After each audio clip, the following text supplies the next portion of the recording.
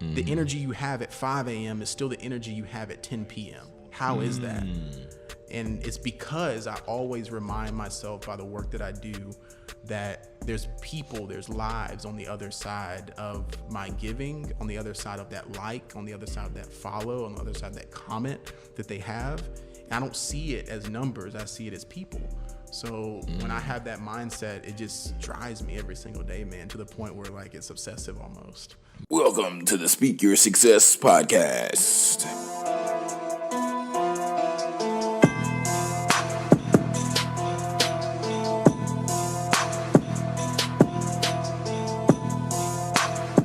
What's going on, successors, and welcome to the Speak Your Success podcast. I'm your host, Jonathan Jones, and today we got a special guest in the building.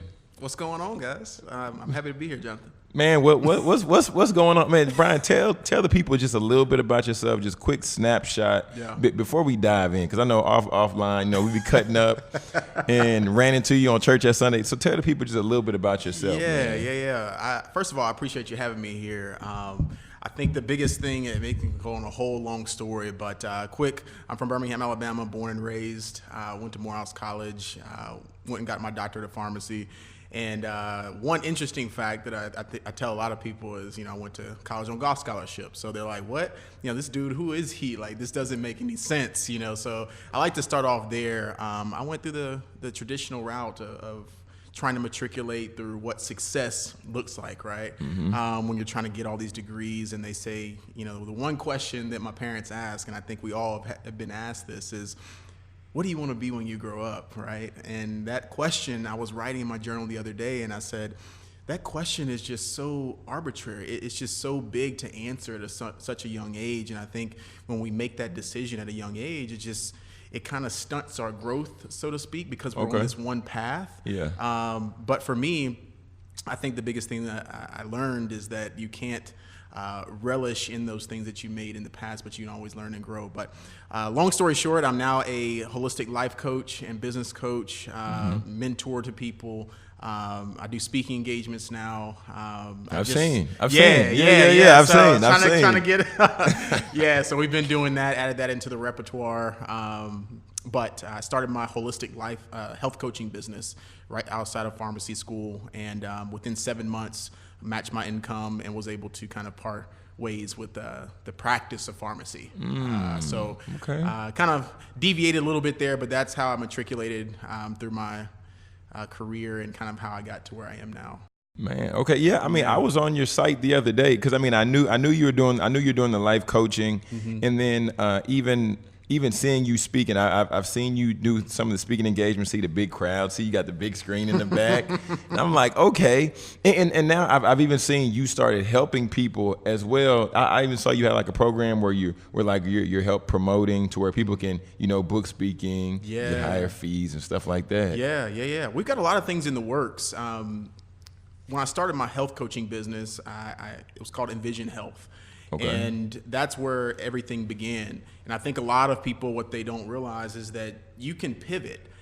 You can pivot in your business that you're trying to start and these big dreams and goals that you have. So when I started there, I pivoted into life coaching from there, and it's called the Shift Mentorship. So what we do is not only develop people personally, but if they're inquiring to start a business of their own, I definitely help them with that. But I try to tie in both. So I do have some programs now that are available that not only develop you personally, which is my Transcend program. So that's my holistic life coaching course program that they can matriculate through and touch on all these fears and doubts and how to tackle the mind and how to think critically, how to make powerful decisions. And from there, I said, well, let me listen to my audience again. Everyone was like, Brian, how do you get paid for speaking? How do you negotiate? How do you write contracts? How do you bring up something when someone invites you, right? Because you're very aware that when people invite you, a lot of times they're always looking to get free speakers, right? Oh, my goodness. They're always looking to get free speakers. That's a cuss word.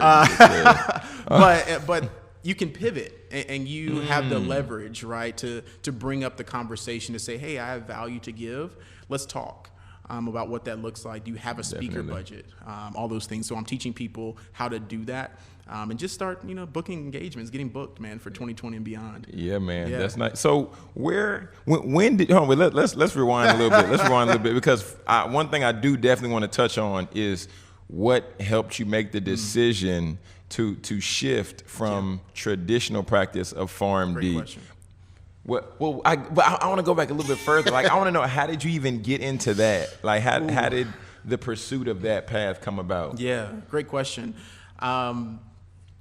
It was a family tie, man. I grew up as an athlete, and I think when we were being raised as athletes, if you're naturally skilled, right, you don't necessarily have to worry about nutrition. And I remember eating the pasta and all this stuff before practice and stuff like that, growing up for football, basketball, and even golf. Like, I remember going on these trips and eating Chick-fil-A, right, and I was tired. I was like, why am I so tired? So when I got to pharmacy school, I said, hey, I want to practice what I preach. I want to be the epitome of what a healthcare professional should look like and feel like.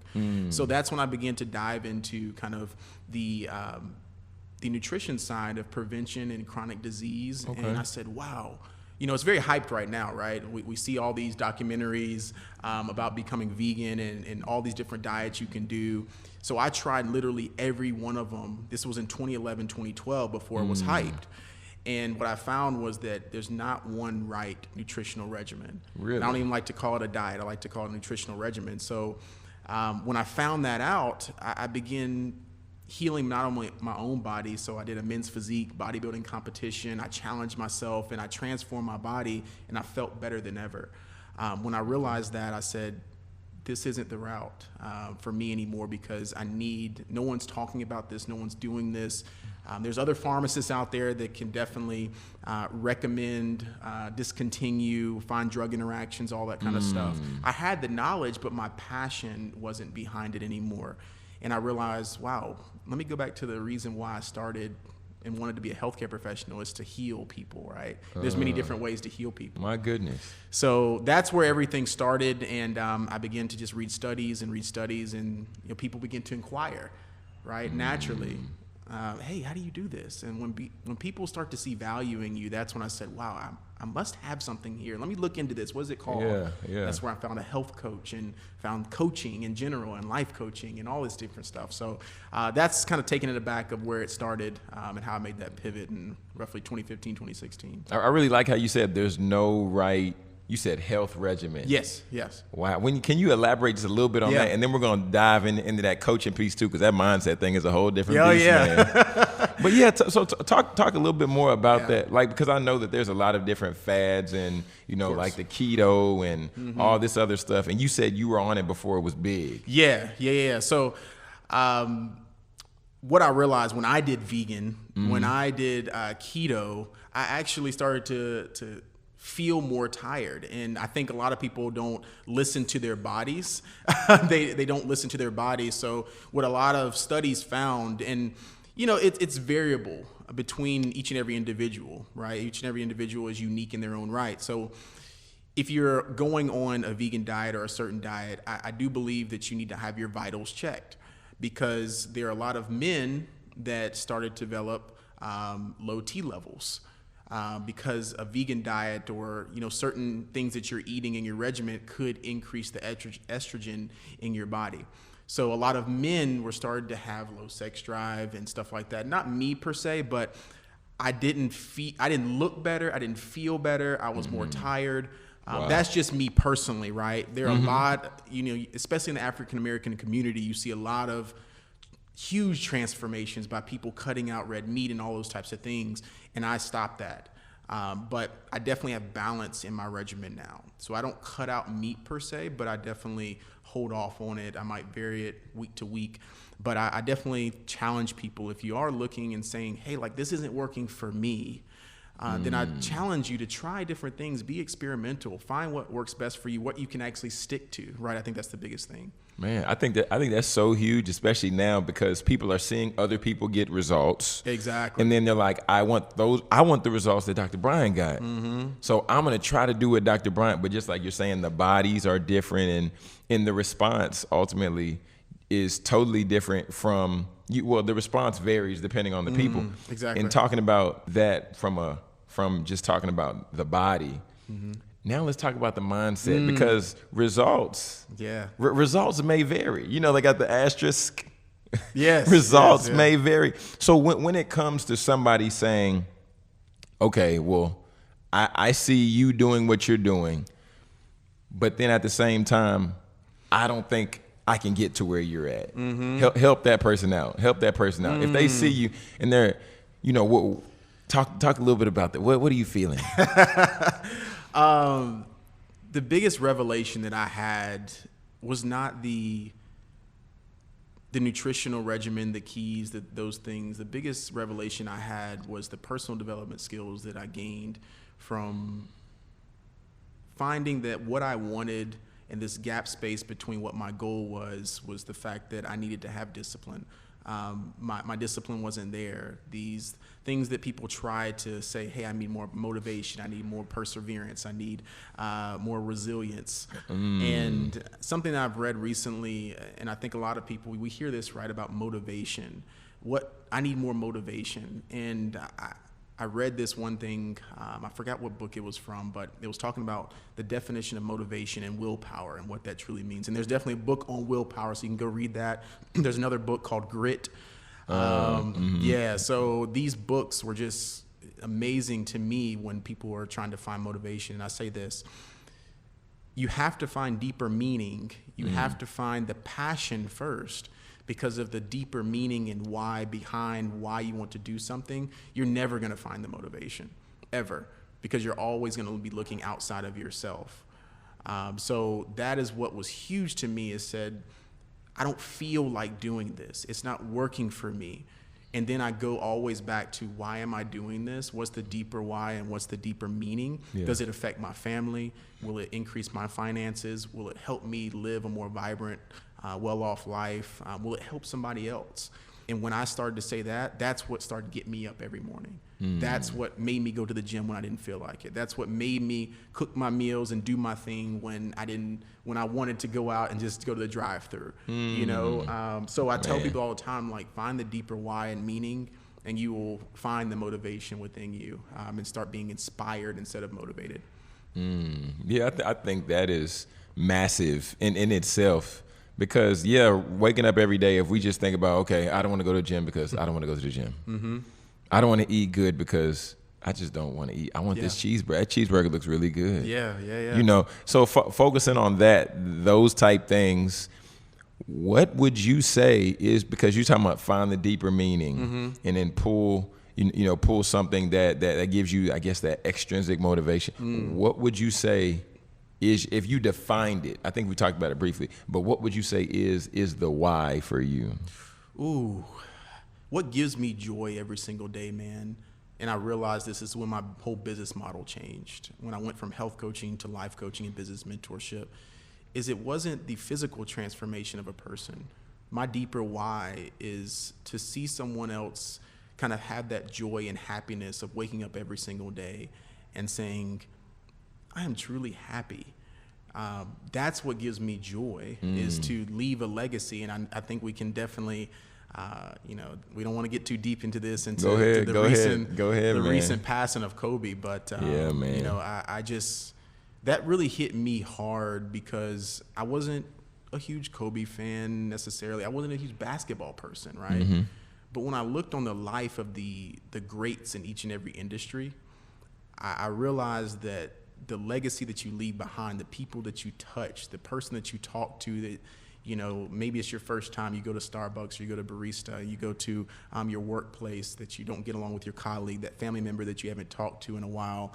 This is my deeper why, to say, how can I leave something behind to someone said, man, Brian improved my day by just one word he said, by just saying hello, you know?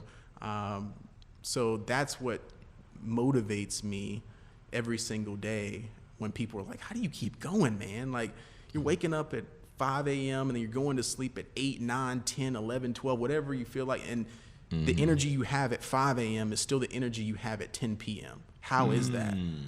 And it's because I always remind myself, by the work that I do, that there's people, there's lives on the other side of my giving, on the other side of that like, on the other side of that follow, on the other side of that comment that they have. And I don't see it as numbers, I see it as people. So when I have that mindset, it just drives me every single day, man, to the point where like it's obsessive almost. Yeah. I mean, I think that's healthy. It is. Yeah, I was about to say, I'm about to say, you know, this is our perspective, but I think it's healthy to have, because if there is no level of obsession with, because you have obsession with helping people. Yeah. So therefore it drives you to read more. It drives you to learn more. It drives you to improve yourself to where ultimately you can add more to people. You can help improve other people. And just like you said, you touched on Kobe. And one of the things that I saw about him, he used the platform of basketball to become great.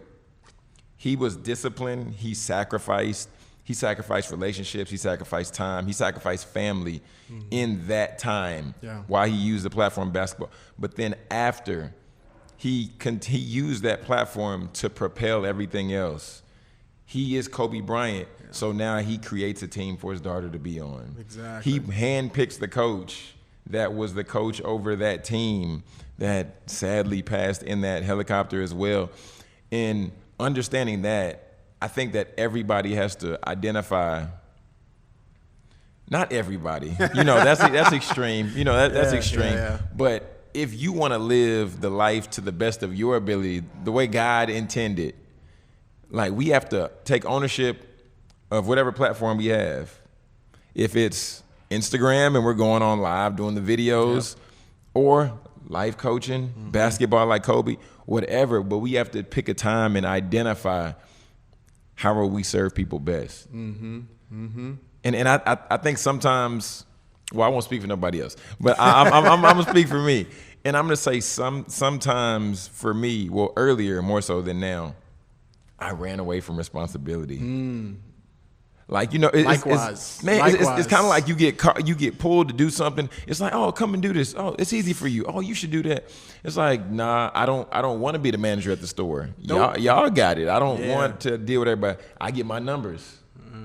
That's all I need. And my job. And that's it. And that's it. I'm gonna say this last thing about Kobe, and then I'm done, because I was watching a lot of interviews, man. Bro, it's been so many interviews. But I was watching one from Tracy McGrady. I didn't know they literally grew up together. Like, used to stay at each other's house, hang out that close. And then, because T-Mac was like, man, a lot of people don't know, me and him probably had more special relationship than anybody else. Not more special, but, you know, I was sitting there watching, and I was like, okay, tell me more. Yeah. And then he was like, we'd hang out at the house, and then we'd watch Michael Jordan home videos.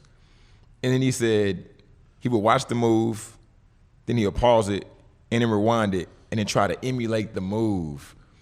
And he said, me and Kobe were close, and the reason why our relationship didn't elevate to a certain level on the basketball side of the court, because he said, I'm over here in Orlando playing for scoring titles. He's over here in LA going for championships. When I heard that, that's a great point. Talk, man. You're a competitor. You're a competitor. Talk about that, man. I'm a huge competitor, and that just goes back to the mindset of what makes the difference between good and great. You know, what separates those that, and if you haven't read the book Relentless by Tim Grover, he mentions Kobe and the greats about what the difference is between the closer and the cleaner. The person that, you know, is described as just never settling. Like, how do they keep going? You know, and the deeper why, going back to that of the difference between T-Mac and Kobe, him playing for numbers and trying to be the best on the board, but Kobe trying to say, hey, I want to leave a legacy with championships. I want to change a culture. I want to change a society of what it looks like to be a true winner. And I think that mentality right there is definitely something that people need to realize, that you have that strength. And I talked about this on my podcast as well, as the Mamba mentality that he had, and that mentality of just being relentless in your pursuit. And I want to mention this too. A lot of the interviews that I've been watching, and I noticed that everyone mentioned this, and I noticed it as well, but I couldn't put a word to it. And they said that Kobe was always curious. He wasn't necessarily the smartest, because he came straight up high school, right? But he was curious. So I think if a society, if you're trying to be great at something, if you're trying to hit a goal in 2020 or beyond, whatever that is for you, try to be genuinely curious about the things that you're going on. Because I think a lot of people are trying to find their purpose and their passion, and what am I supposed to do? And I think the first step is find an interest in what you want to do. And then next thing, try to just be genuinely curious about how you can navigate it, or how you can find more about it, and go research and study and be a student of life in that area of industry that you want to actually achieve in. And when you do that, each and every day, that's what drives me, is saying, how can I learn more about navigating this thing we call life? If I'm calling myself a holistic life coach, how can I learn more about business and navigating entrepreneurship if I call myself a business coach? And, a lot of people are saying, well, there's other people already doing it, right? You talked about competition. Talked about competition. And I tell people there's 1 billion people in this world. And when you realize that, no one can tell your story like you can. So when you start telling your truth and telling your story and speaking your success, then that's when everything will change, because people will gravitate towards you and say, wow, I'm like you. I didn't know you were struggling with that. How did you get through it? And now you are an authority in the space, because now you said, I'm not trying to be perfect, but I relish in imperfection as well. Man, you said a mouthful. You said it. And the one of the biggest things that really stuck out with me there is you said, be curious, because we were talking offline before we started, and we're talking about goals a little bit. And people are like, I'm going to write the book. I'm going to do the podcast. I'm going to run the marathon, doing all those things. But I think you just dialed it back to a very tangible way. Because if anybody writes a list out, and I'm realizing this in my own life this year, because I got me a new planner. I used to do the Passion Planner, but I got I think it's called like a Firefox. Yep. So I got one of those, and I started writing down little things for the checklist. But then I realized that every day, I realized it's actually by listening to another podcast. It's called Good Culture, Good Culture Podcast. So I was listening to them with Kenny Reeves, Sydney, and God, I forget the other guy's name. Goodness, I can't remember. It's fine. They'll forgive me. But I was listening to their podcast, and they said, having checklists and having focuses is great. But then when it gets to the point to where you're overwhelming yourself, just to be able to check the box at the end of the day to say, I did this, I did that. Then you burn yourself out and you're like, I don't want to do it. Or then you just turn yourself completely off from it. But what you're saying is, take it slow, identify an area, then work with that area. Because even going back, Kobe, what a lot of people don't know, I talked about on the podcast earlier this week, but a lot of people don't know, Kobe, as a high school kid, he was not the greatest. If you go and watch some of the interviews, the one that he did with Patrick Bet David, if you haven't seen that one, that was so good. But he was like, I was terrible. But then he said after he played, his dad would watch him play. His dad wouldn't beat him up, nothing like that. He would say, I still love you, son, know. And then he started, his interest was, I'm going to go for this guy, I'm going to go for that guy, And he said every day, every year, he just got better. He just put in more time and got better. And I think that's where it applies here for us. Like in real time, it's like, okay, focus on the interests. Spend time getting better at it or learning about it, and then practice it. And that, wash, rinse, and repeat, that right there will take care of a lot. Because in your case, you found the interest, you learned more about it, and then as you're going down that lane in your own pursuit, people started asking you, how did you get into this? Tell me more about this. And I mean, what people can't see, because you got the jacket on, but they can't. If they follow you on Instagram, they see you're no small fellow. You got some. I appreciate you. Yeah, man. I seen the other day talking about. I was like, man, he posing like that and he working out in Vans. I said, man, you got it. I said, you got it, bro. I can't hang with you. I don't know. Oh man. I don't know. So just. Oh my goodness. I love it. Oh my goodness. But I don't want to cut you off. No, go ahead. I think the biggest thing that I took away from that is when people are looking to set goals, right? Goal setting is a huge topic of discussion right now, especially us getting into a new decade in this year of 2020. And I used to be this too. When people were talking about, hey, I want to have my vision board. Let's do a vision board party and all this stuff, which is great. Yeah. It's great. It's to get people excited, right? But I think we can't get excited anymore when the work's not being put in afterwards. So I think that we build up so much excitement to the point where it overwhelms people. And I want people to break this down like this, okay? I did a vision board, and I think I still maybe have it on my Instagram or something like that, but I did it on a whiteboard. I literally drew a cloud in the middle, and I put my name. And I only said, I'm going to write 5 branches. And from those 5 branches, what are the big goals that I want for 2020? And I left it at that. And on each of the branches, I said, what is one thing that I can do each and every day that's going to move it forward?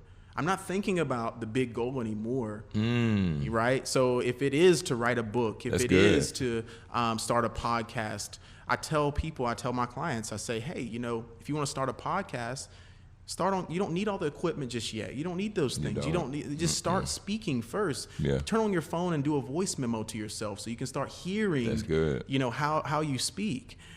Start doing that, and they're like, oh man, I didn't know. I thought I needed all this stuff. No, start right where you are. Do one thing, because the next day you will say, wow, okay, well, what does that look like for the next day?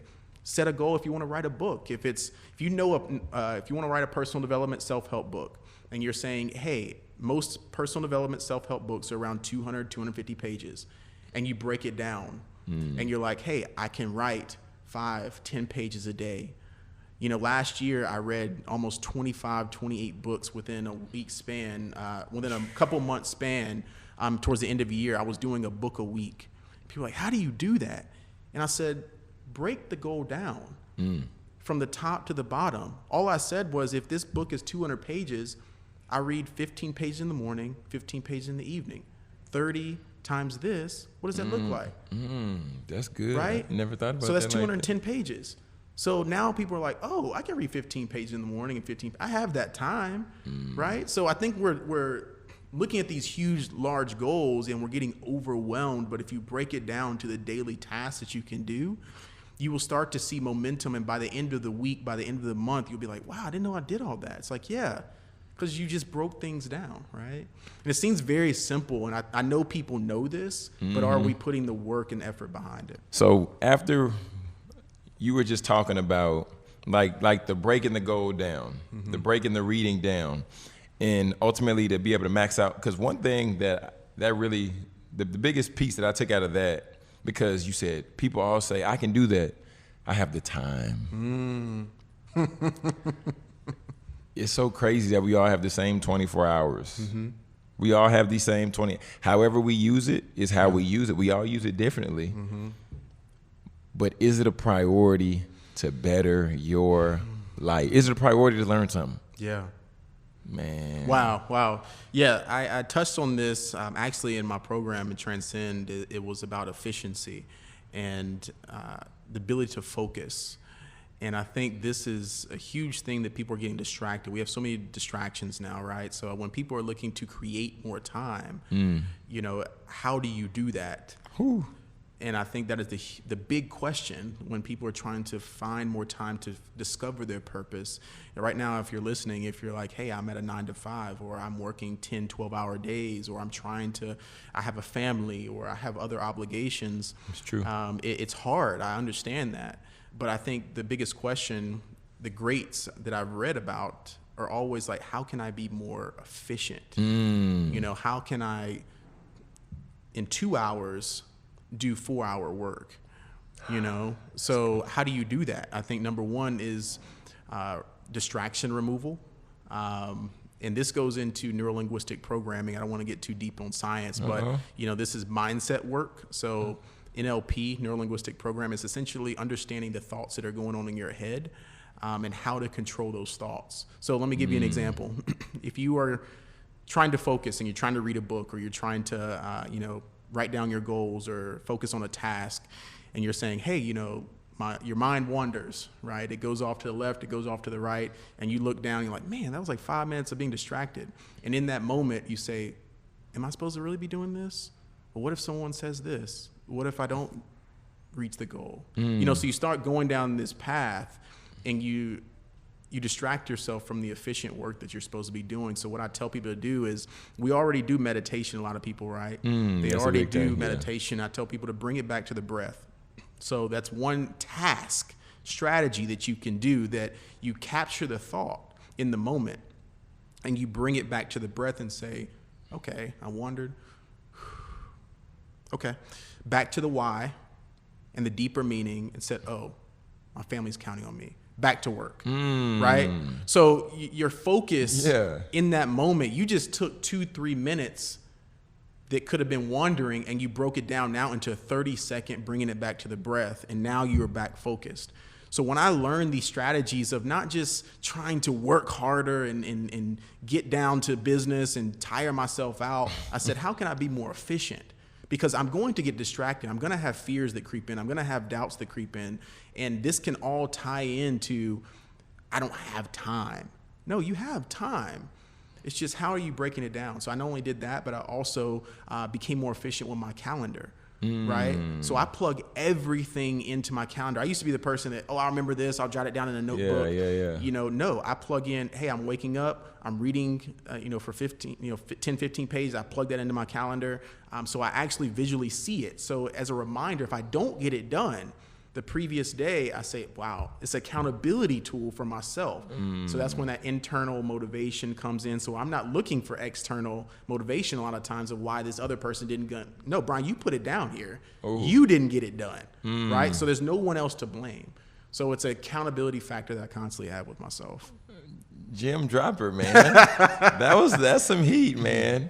Golly. Yeah, man. That accountability is huge. And just like you said, you even eliminated the excuse if somebody says I don't have somebody else to hold me accountable. Because your calendar is holding you accountable. Exactly. But you have to put it in there so that it can't, Yeah. So I think a lot of people, and maybe we talked offline about this, about coaching, right? A lot of people are understanding now more that coaching is kind of this thing that they're seeking, or they're either trying to be. So I say that to say that, we're always looking for an accountability partner, a coach, a mentor, somebody to lead us to our goals. And I've had many coaches, I've had mentors, I still have them to this day. But what I always say is that I'm bringing something to the table. I just need that coach or mentor, that there's this gap, there's this roadblock, and they're getting me to the next level to think differently. It could be one thing that they say, right? It could be one thing that they give me, a gem, and I take it and run with it. But I think a lot of people are seeking help or guidance and expecting to just show up and not do the work. And I should not want, because my clients, they're maybe listening to this, they know that my goals, I want their goals more than they want their goals. And I challenge them that do not let me outwork you today. Do not let me want your goals more than you want your goals. And I tell people all the time, it's like, I don't want anyone to want my goals more than I want them, right? So this is the internal motivation. So when I have other external things that are, coming, whether I watch a Kobe interview, where I watch, a Gary Vee, whoever that is influencing our society, and I listen to this, it's not that I'm reveling in that they're better than me. I'm saying that, okay, I need to level up. This was a gem. Let me take it and run with it, right? So I'm never looking for external motivation. I'm looking for inspiration. Man, because hearing you say that just jogs a thought of one of my speaking coaches. What he said, his name's Kendall Ficklin. Shout out to Coach K. But man, he was the one who showed us how to take speaking and then turn it into a business. Yes. And then there were sometimes, like you know how if you're on a sports team or you're in an organization, like there's a point to where you feel that if I'm under this leader so long, then maybe they'll drop me off a crumb. Maybe they get too many of this, then they'll give me. He was like, no. He said, I'm cleaning the table. He was like, I'm not giving y'all nothing. Y'all got to go out here and get it. And then seeing that and seeing the way that he was motivated, that really drove me to understand it's like, okay, well, nobody really is going to give us anything. Yeah. If we want to close the deal, we got to close the deal. If we don't close the deal, then he going to mess around and close the deal, and then we're going to be out in the cold. Yeah, exactly. So, man, just seeing that was a big mindset shift thing for me. And we've talked like a lot about books. We talked a lot just in that shifting. What would be a book that you would just recommend to somebody? Like a book you might be currently reading, like just something that somebody could get some value from. And we're going to talk about your book in a second. We're going to talk about your book. We're going to talk about your book in a second. I didn't forget. Yeah. No, one that I'm reading right now that is really, really good is called Presence by Amy Cuddy. You may have saw it laying out on the table earlier, but there are so many books. But what I've realized is that there are books that are motivating, there are books that give you gems, but I always look for books that can challenge the way I think and be more understanding of who Bryant is. Because when you understand who you are, then I think you will not be easily conflicted when you come into challenges. So what that book is about is essentially saying how to bring your best self to the most difficult challenges. And how to be more present in the moment. So I think a lot of people are dealing with a lot of mental health right now, of course, a lot of stress, a lot of anxiety, a lot of overwhelm, depression, doubts, fears, all those things. And that book, Amy Cuddy, if you go listen, she has the second most listened or watched TEDx talk ever.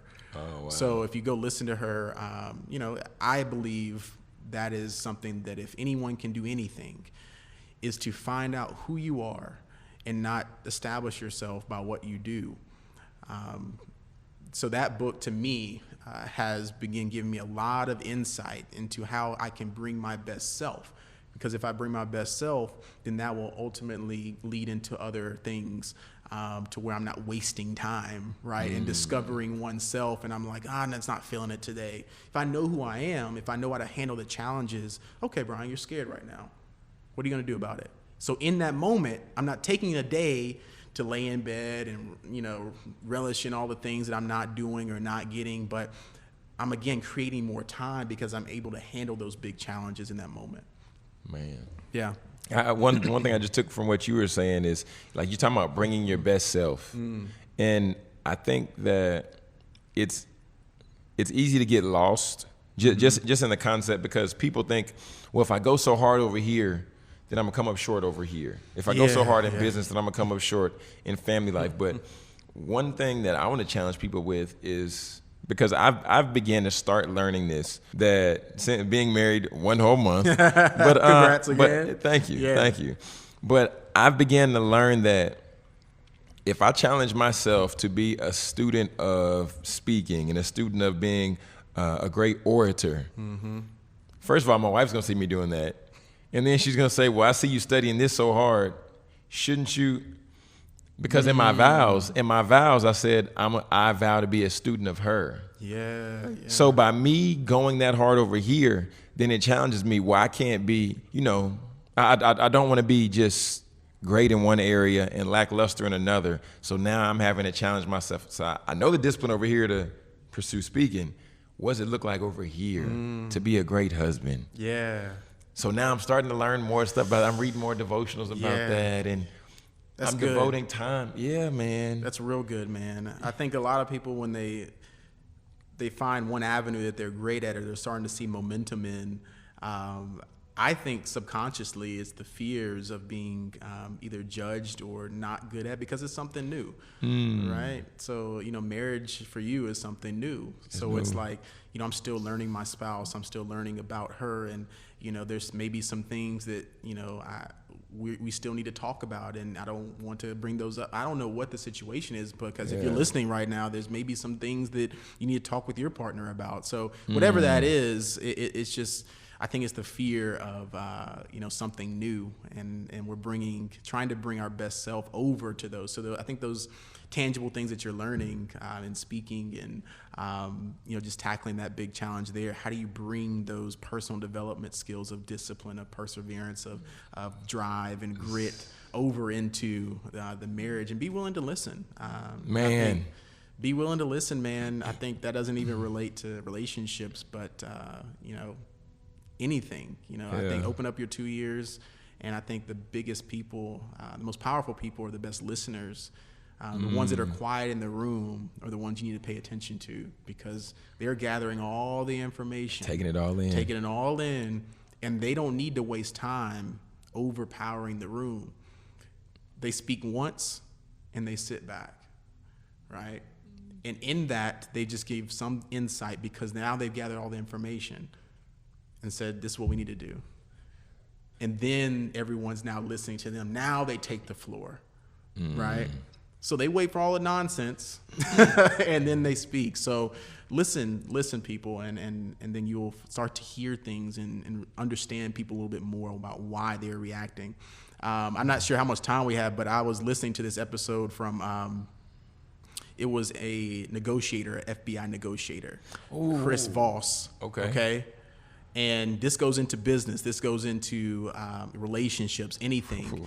And he was asked the question, how do you handle conflict when you're dealing with somebody on the other end and that state is so high and they're being rude to you, they're being aggressive at you? And we can relate this right to, spouses or anybody that you're having an argument with or you're trying to get your way.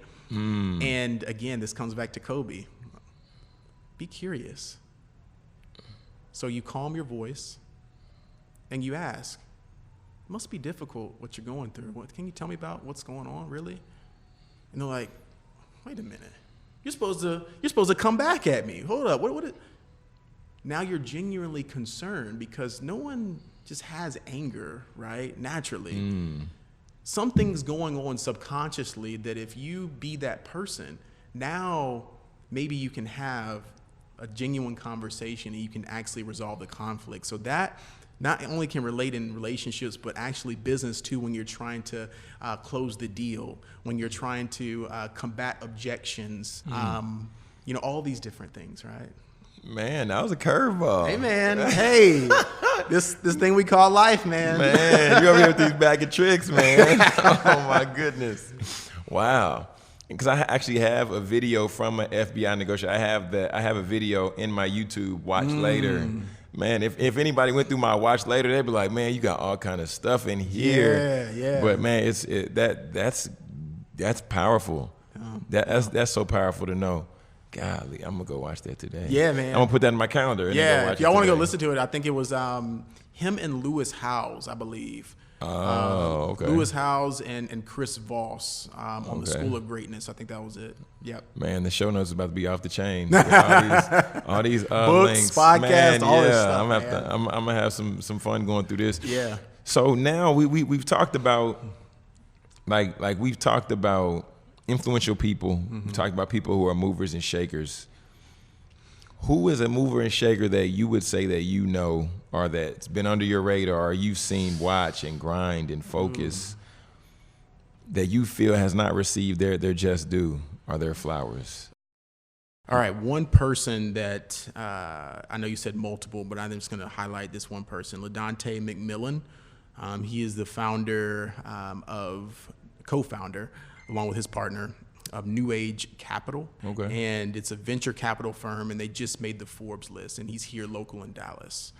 So I know a lot of people are looking for investors and people that they can really have a connection with in the realm of startups. Okay. So I think personally his mindset, he's training for the Boston Marathon too. Oh man. And just his mindset, it's transformative to me. But he doesn't post a lot. He doesn't show up a lot. But I talk to him almost every single day. And he's running, 5, 6, 8 miles a day on some David Goggins stuff. If you guys don't know about David Goggins, definitely check out David Goggins. But he's on the David Goggins wave. But yeah, Ladontay McMillan, LD for short, shouting him out if he's listening to this. But yeah, go check out New Age Capital. He just made the Forbes list 30 under 30. So along with his partner Ivan. Yeah. Man, okay. Yeah, they're big. They're going places, man. I know a lot of people are relishing in Harlem Capital and John Henry and all them, but they're right up there with them. Man. Yeah. Yeah. Crazy David Goggins stuff. Yeah. Oh my goodness. Wow. Okay, our time is running short, but before we even get out of here, I just want to ask you, just because I know you got the book coming out. Yep. Tell us a little bit about the book. Yeah. Tell us why shifting is so important. Share the title. Yeah. And then tell us why people need to grab this. Yeah. So it's called The Purpose Shift. How to start finding your calling, discovering your calling, and shifting into living an intentional life. Yeah. I think that is huge for me in telling my story, but also getting people to realize, okay, how do I find my purpose? How do I, if it's something right now that I'm doing and I don't like it, how do I navigate relationships? How do I, if the person I'm with right now isn't who I'm supposed to be with, how do I navigate that? If the career I'm in right now isn't what I want to be in, how do I navigate that? And how do you wake up each and every day saying, wow, I'm truly happy? Because I think there's a lot of individuals out there that just aren't happy with where they are, right? We're constantly trying to grow and learn, and it's almost overwhelming and stressing us to the point where it's distracting us from our calling and our purpose that God placed within us. So that's the premise behind the book, and why I started just journaling and writing from my own story and trying to get people to realize that you have a gift within you. And where can people follow you? Where can people pre-order the book? Because I know it's coming. The book is coming. March 2020 is coming. But so where can people connect with you? Where can people pre-order the book? Tell the people where they can find you. Yeah. So BryanMcElderrry.com is my website. I'm on all social platforms at Dr. McElderrry. So I'm pretty sure, Jonathan, I'll have it in the show notes, but at Dr. McElderrry. And then you can find me on the book on BryanMcElderrry.com/The Purpose Shift. And that's the book there, and all my courses and programs are there as well. But please just contact me. Just let me know what you have, any questions, if any insight that you have that we had a discussion here with that you want to just piggyback on. I'd love to talk. There it is. There it is, man. Definitely want to thank you for stopping by on the show, Dr. B. You got it, coming man. through. I appreciate you having me. Yeah, man. And if you want to connect with us, you can, of course, go to jonathanjonespeaks.com/podcast or type in Jonathan J. Speaks on about any platform, and it will pop up. It's just like Dr. B. I'm on the platforms also in these social media streets. Love it. But, man, we're logging out because they're about to kick us out of here. We're bringing the value to you guys very quickly and efficiently, right? Yes, very, very quickly and efficiently. It's TEDx speaker and best-selling author Jonathan Jones here with the author, Dr. Bryan, The Purpose Shift, podcast host, life and holistic coach, holistic life coach, and PharmD. There you go. We're getting out of here reminding you, speak your success, believe in your greatness, and continue to create the life and business of your dreams. Why would you want to live any other way?